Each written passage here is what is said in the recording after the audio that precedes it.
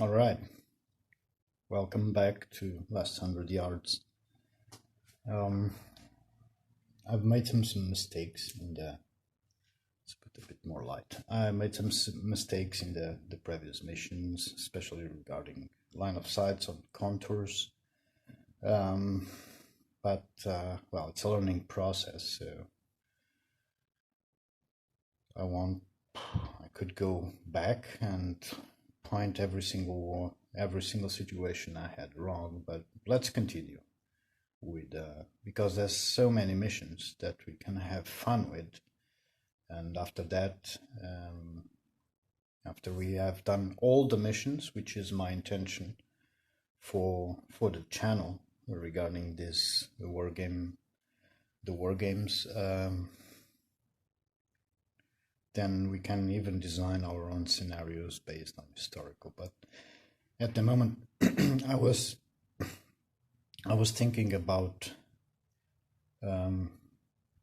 going to a different game, like probably Wings of the Motherland, because I have to start properly putting it on the table. I have to open it to make it a 6x4 at least, if I need to have the maps side by side. There's lots of charts, so that there's a lot of record keeping in Wings of Motherland. But then I decided, well, I'm having so much fun with the last 100 yards that I will continue playing it. So we're going to mission 4, which is Chance Encounter. And the description says it's in Normandy. July 1944, Allied air power had made a movement and bringing in supplies for the German armies in Normandy a nightmare. By mid-June 1944, the 3rd Fallschirmjäger Division had finally received a major portion of their combat units. After a brief respite where the 3rd Fallschirmjäger had not been heavily engaged and almost at full strength, they settled into their defensive positions to the east of Saint-Lô, France. Reports from the beleaguered 352nd Infantry Division had filtered back that the American 29th Infantry Division was upon them and consolidating their forces. In early July, the German Fallschirmjäger began sending out patrols to probe the American lines. The mission objective. The mission ends if, at the end of the game, when a player controls 5 out of 7 mission objective points, or when a player exceeds his casualty differential limit, or when the final score is over 30.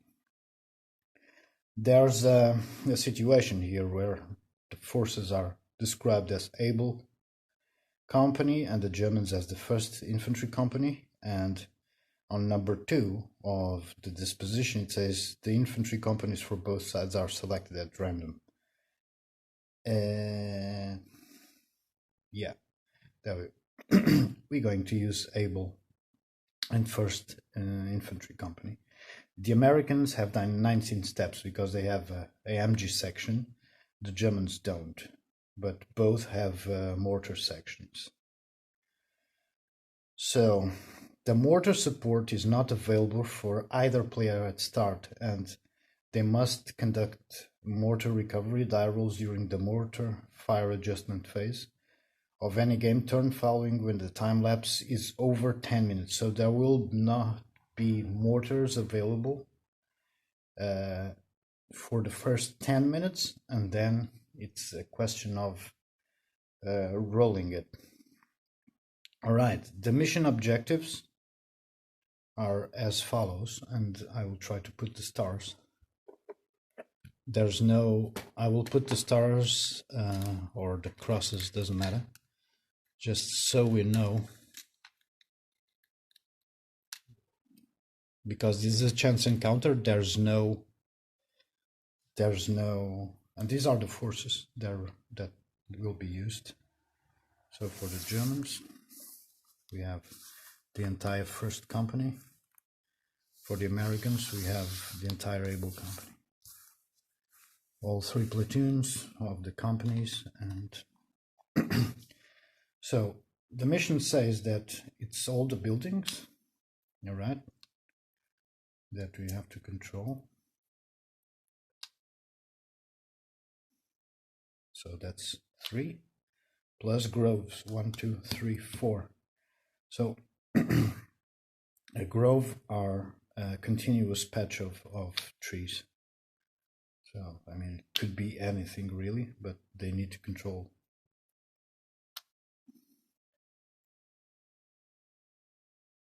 Okay, so here we have 7 control points, which is our control axis. At least the buildings are well defined.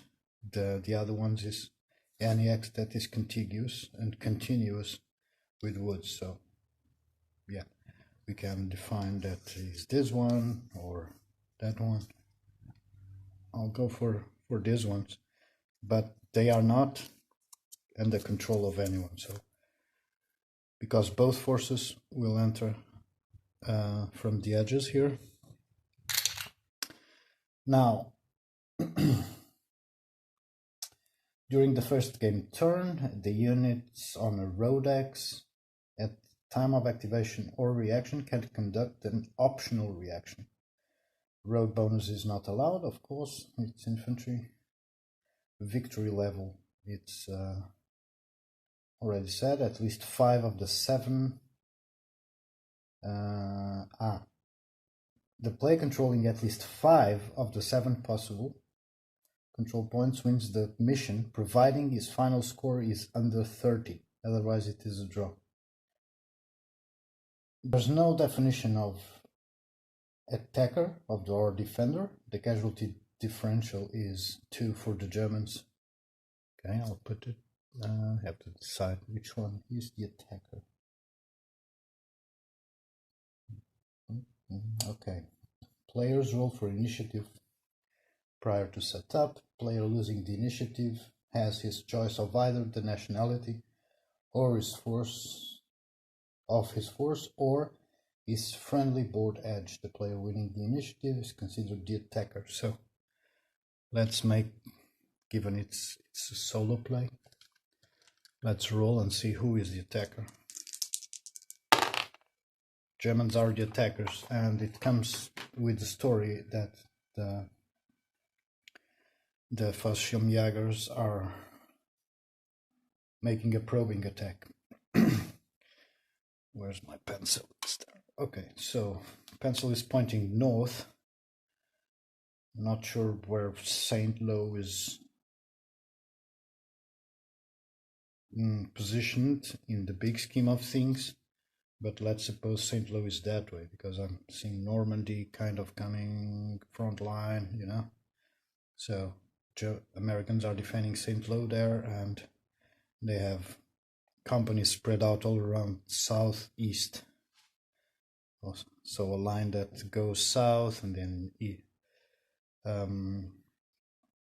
west, I mean, because it's towards Cherbourg and all that. So yeah, the Germans will enter through the south, and the Americans will be defending the north. All right. Once determined, both players set up their forces, nationality, or friendly border edge, whichever is available. Once determined, both players set up their forces simultaneously in the first 4 road axes. Okay, so do the edge. There's no, okay, given there's no specification, the half axis count, so 1, 2, 3, 4. That's the American setup there, and the Germans is 1, 2, 3, 4. It's right there. All right. I'm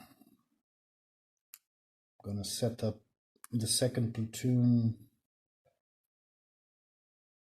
the second and third squad in front. All right.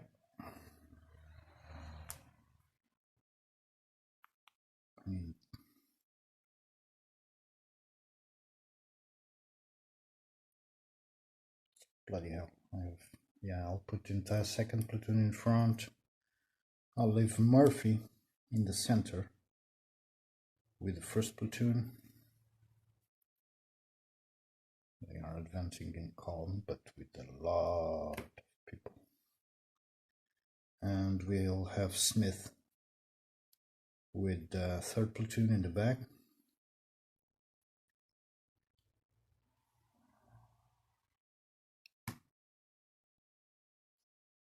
And the MG in between the first and third platoons. Yeah, all right. So we are, and mortar section goes to pending. Now the Germans will have Steiner in the front with the first platoon. Once he didn't like the performance during mission 3, he was too cautious, too slow. Don't know exactly what happened to the Germans there, but yeah, actually I do. I was playing them and they played too cautiously. Okay, we'll have Koch third in line and Haupt with the third platoon, second in line in the column. And the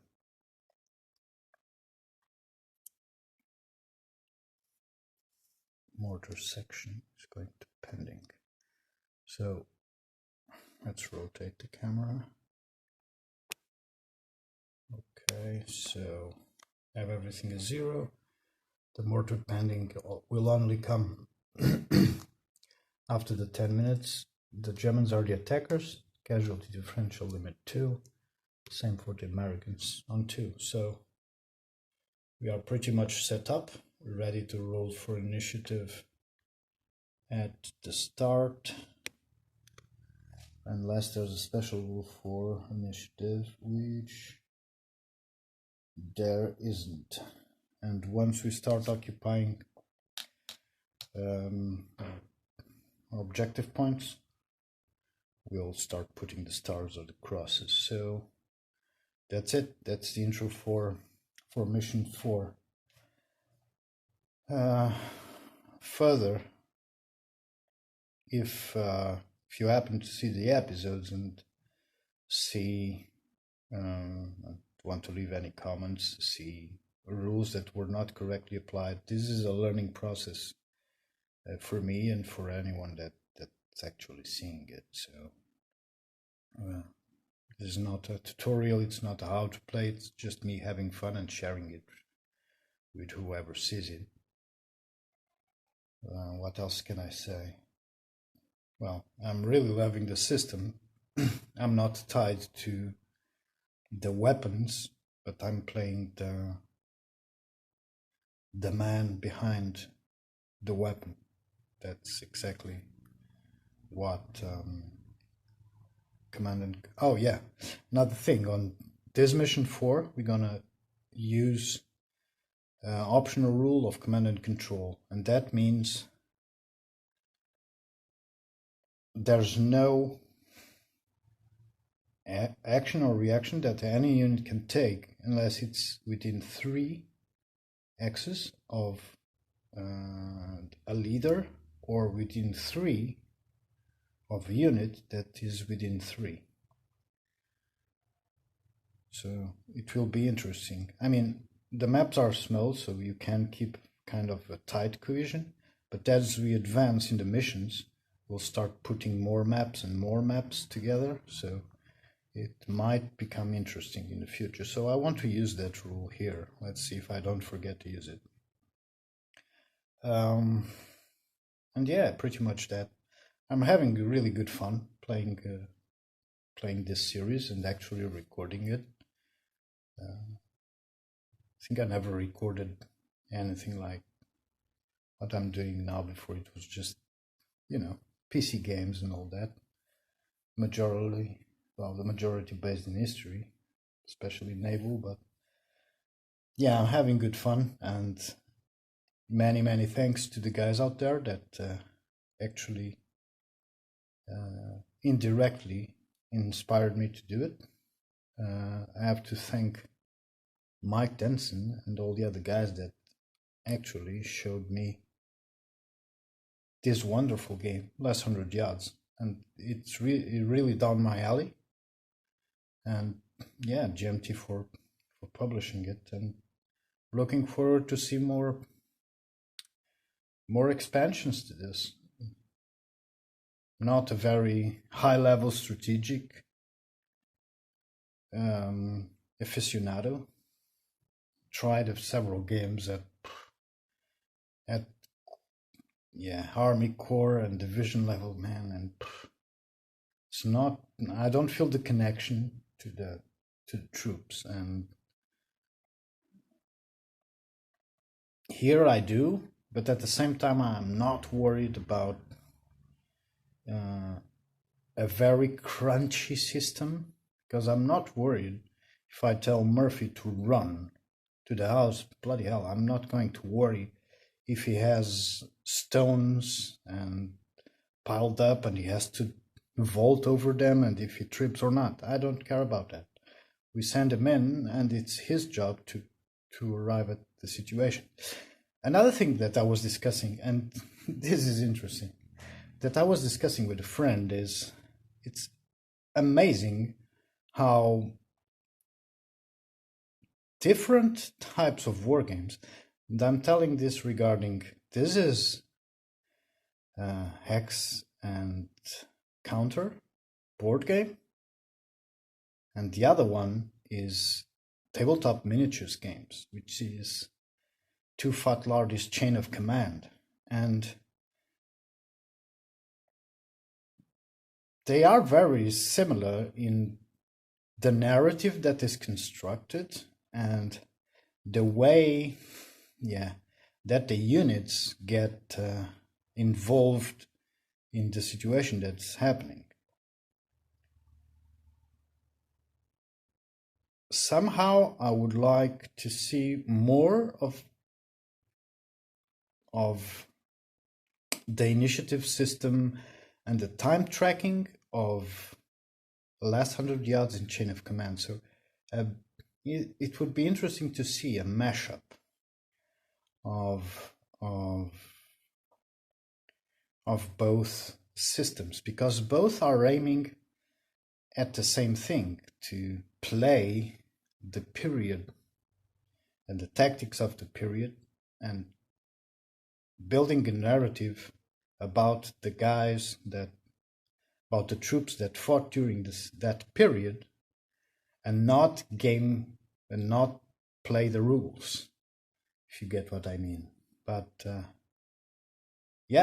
well, we are ready for excuse me for the extended intro, and see you in episode for turn 1 and 2. So cheers, have a good Sunday.